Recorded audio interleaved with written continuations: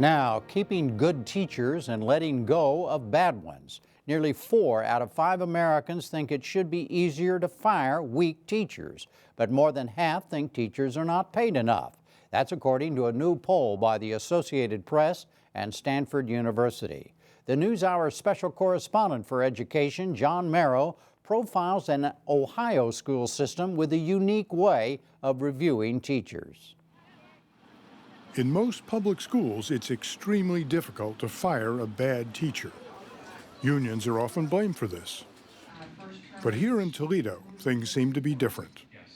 To protect the privacy of some individuals, we've concealed their names. The next person I will present is Mike Johnson and a handful of experienced educators have been mentoring rookie teachers for the past year and now must present their recommendations to this panel. Should Toledo renew their contracts or let them go? She does not engage the students when teaching the lesson. Uncooperative behavior was prevalent, and directions stated by the teacher often go unheard or followed. The panel, comprised of 5 teachers and 4 administrators, will vote on Mike's recommendation. Does she have support from the administration when she refers a student out of class? She does. We have discussed this before. The process is part of a larger program called PAR, or Peer Assistance and Review. It's a system in which teachers have the power to evaluate each other. The recommendation is non-renewal of contract and no further employment with Toledo Public Schools. All those in favor of the recommendation, please raise your hand. A first-year teacher has just lost her job. Thank you. The process that leads up to this final vote begins in the fall. That's when veteran teachers like Peg McAfee begin mentoring as many as a dozen first-year teachers. Intern office, Peg speaking. One of her assignments this year is William Hufflin, a science teacher. Does anyone know one of those characteristics? How about egg laying? Most reptiles lay what kind of eggs? I make it clear from the beginning, I'm a support system for him. I am his evaluator, but my job, especially for my career technology people, is to teach them how to be teachers. She will work with Hufflin and her other teachers once a week and then present her recommendations to the panel in the spring. So it's not gotcha? No. It's not a gotcha, walking in and caught you doing something bad. For my personality, it's more I caught you doing something good. And we are building upon the good things that you're doing and then working on the things that I think you can strengthen. Superintendent's coming. Husband and wife team Dal and Francine Lawrence, who've been leading the local teachers union for almost half a century, are strong supporters of the program. Back in the 1970s, when Dal was union president, he felt the traditional system in which principals evaluated teachers was flawed. The old system, the top-down, I'm the boss and you're not kind of stuff, that produces natural byproducts like distrust, lack of responsibility, and lack of accountability. He proposed peer assistance and review as an alternative. All first-year teachers would be coached, and those who were ineffective would be fired. The Toledo plan, a radical departure from the norm, was approved by the Toledo School Board in 1981. I was just trying to look at medicine, how you become a doctor and how you become a teacher, and realizing that we were just so casual about the process. No wonder we weren't respected. Once we did factoring. The plan does seem to be working. On average, for nearly 30 years, about 8% of first-year teachers have been weeded out. Moreover, those who stay have had the benefit of a year of coaching. Is -15, -5 plus +3 is -2. Looks good. Sarah Kirkbride Hurley went through the mentorship program 4 years ago. It was nice to have my own person, sort of to come in and answer my questions, that could spend time with me. And 6, what can we In take out most school systems, first-year teachers are simply left on their own, sink or swim, but not in Toledo. Do you now, if you're in trouble, would you ask another teacher for, how do I do this? Oh yeah, I believe in not reinventing the wheel. So, you know, if somebody else already did it really well, you should help me figure out how to do it really well too. What do I do after I start my parentheses? Francine Lawrence thinks peer assistance and review helps not only their teachers, but also the profession as a whole.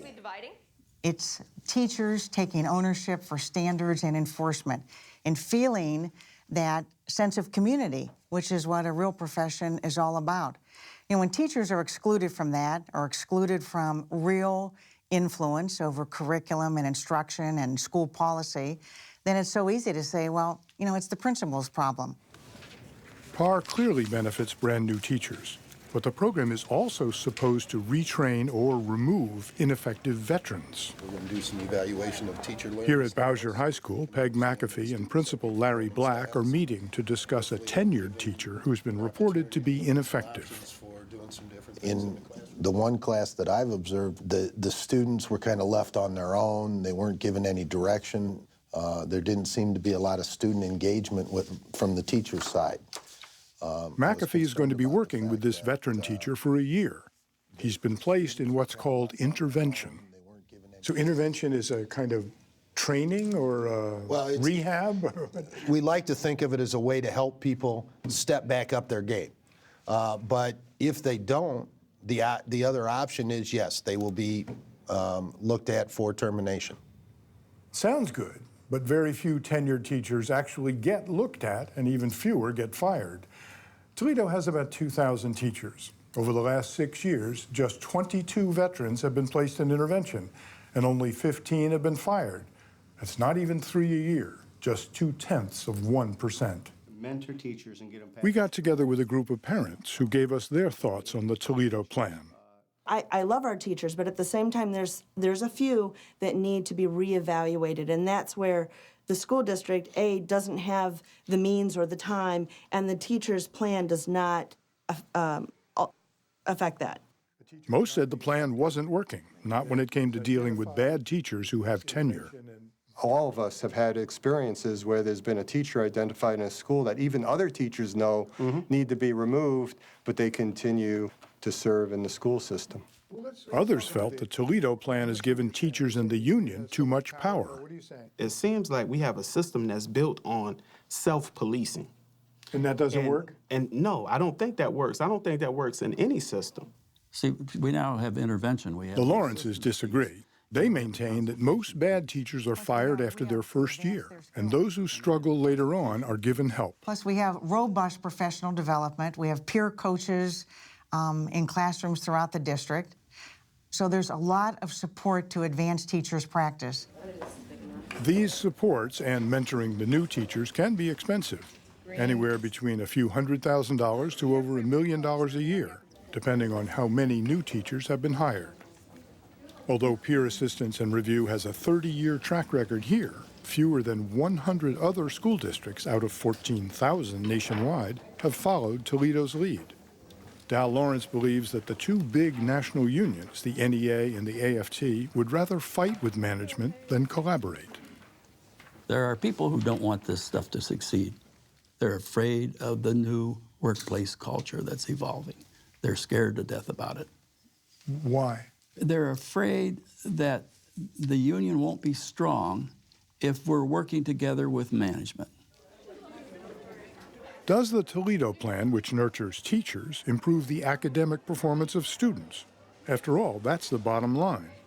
Here again, results are mixed. Toledo's test scores are generally better than those in Ohio's 7 other large cities, but they lag behind the rest of the state in all subjects and all grades.